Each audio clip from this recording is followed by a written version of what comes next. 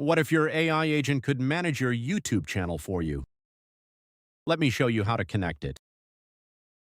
Open the Connectors menu, search for YouTube, and hit Connect.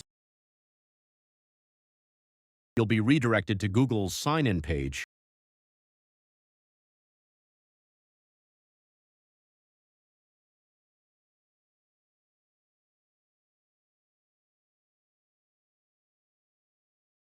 Pick the Google account linked to your YouTube channel. You might see a warning that Google hasn't verified this app yet. Don't worry, just click Advanced, then go to SureThing. Google will ask you to approve specific YouTube permissions. Go ahead and check each one. These let the AI read your channel data, manage videos, and interact with your content.